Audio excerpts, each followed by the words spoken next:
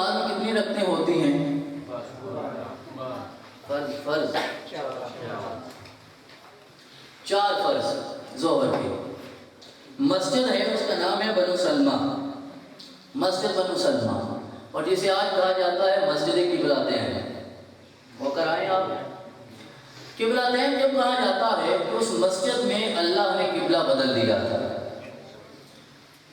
آج قبلہ یہ ہے اور پہلے قبلہ بالکل مخالف سمت میں ایسے ہی ہے جو دیکھ کر آئے گا، اور اوپر وہ نشان آج بھی باقی ہے. قبیلہ بنو سلمہ کی مسجد ہے، ظہر کی نماز کا وقت ہے، ہجرت ہو چکی ہے، میرے رسول اللہ وہاں نماز پڑھا رہے ہیں، ظہر کی نماز کی دوسری رکعت ہے. سمجھ گئے مطلب سارا؟ میرے رسول ہر نماز میں سر اٹھا کے کہتے تھے کہ دین تو اپنا مل گیا، شریعت اپنی مل گئی، قرآن بھی مل گیا، لیکن یہودی تانا مارتے ہیں کعبہ تو ہمارا. تو کہتے ہیں رب کعبہ بھی مجھے اپنا دے دے، قبلہ بھی میرا اپنا ہو جائے. ہجرت تک اللہ نے یہ آرزو قبول نہیں کی، اور جب وقت آیا نا ہجرت کے بعد، مسجد بنو سلمہ ہے، ظہر کی نماز کا وقت ہے، دوسری رکعت چل رہی ہے. رسول اللہ صلی اللہ علیہ وسلم نے اپنا چہرہ اٹھایا، رب کائنات نے ارشاد فرمایا محبوب میں نے تیری آرزو کو قبول کر لیا ہے، جس سمت تو چاہتا ہے اپنے چہرے کو پھیر لے، میں رب اسے ہی کعبہ بنا دوں گا، میں اسے ہی کعبہ بنا دوں گا. آج میرے لیے کعبہ بڑا مقدس ہے. میرے رسول نے کہا جب حرم میں داخل ہوتے ہو کعبے پہ پہلی نظر پڑتی ہے، جب تک نگاہ اٹھتی نہیں ہے انسان جو دعا بھی کرتا ہے رب کائنات اپنی بارگاہ میں قبول کر لیتا ہے. لیکن اس کعبے کو یہ تقدس کی ملا ہے تو محمد رسول اللہ کے صدقے سے ملا ہے، آپ کے وسیلے سے ملا ہے، آپ کی رضا سے ملا ہے، آپ کی آرزو سے ملا ہے.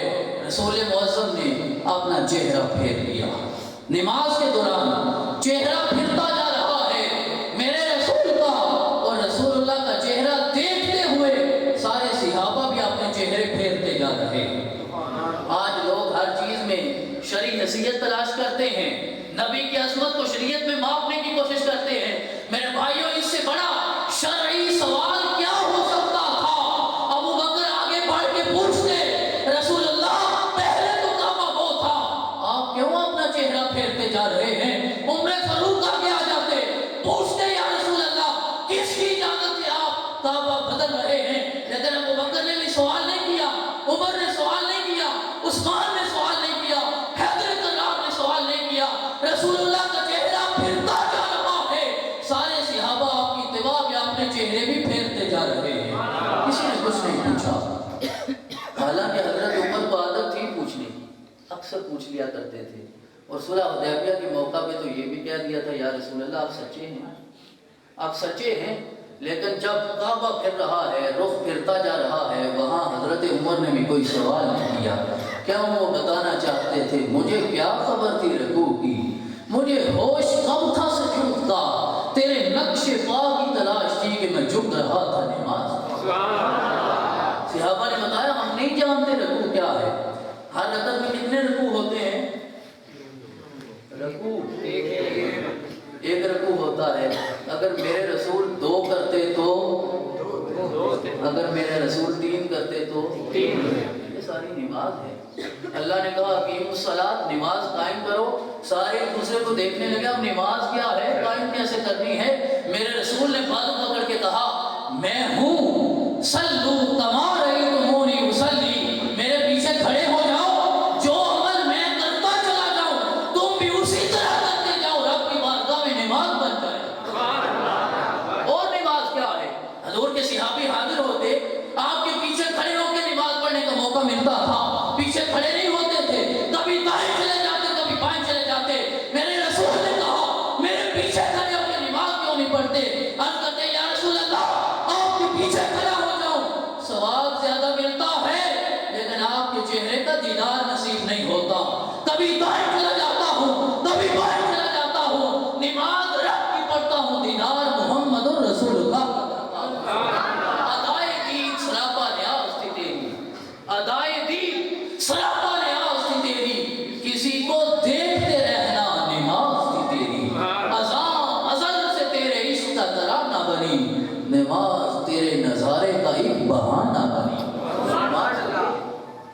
صحابہ سے پوچھا کیا بتائیں ظہر اور عصر کی نماز میں کیا رسول اللہ قرات کرتے ہیں؟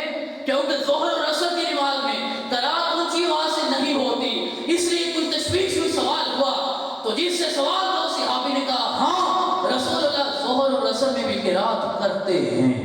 پوچھنے والے نے کہا ظہر اور عصر میں قرات اونچی نہیں ہوتی، کیسے پتہ چلتا ہے؟ اب مجھے ذرا یہ بتائیں، امام یہاں کھڑا ہے اس طرف چہرہ کر کے، مقتدی پیچھے ہے، جب آپ قیام کی حالت میں ہوتے ہیں تو آپ کی نگاہ کہاں ہونی چاہیے؟ اگر آپ سجدے والی جگہ پہ دیکھ رہے ہوں تو کیا امام نظر آتا ہے؟ اگر امام کا سایہ نظر بھی آ جائے تو اس کا چہرہ حرکت کرتا نظر نہیں آتا۔ تو وہ صحابی کہتے ہیں ہاں رسول اللہ قرات کرتے ہیں۔ پوچھنے والے نے کہا آپ کو کیسے پتا؟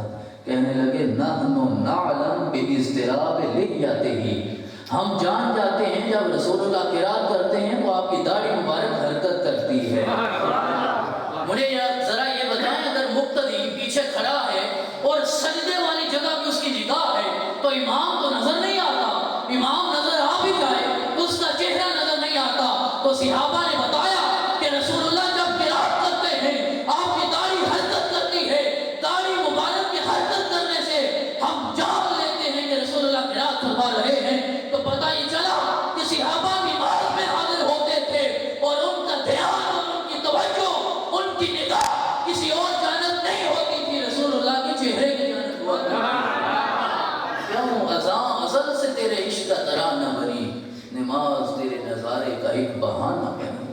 تو یار وہ رسول اللہ کے چہرے کو کیوں نہ دیکھتے، کیوں نہ دیکھتے جس کے بارے میں شاعر نے کہا آؤ کہ حسن احمد مختار کی باتیں کریں، ہجر کی شاہ سید ابرار کی باتیں کریں، بلبلیں کرتی رہیں گل کی چمن کی گفتگو، ہم محمد کے لب و رخسار کی باتیں کریں۔ حضرات محترم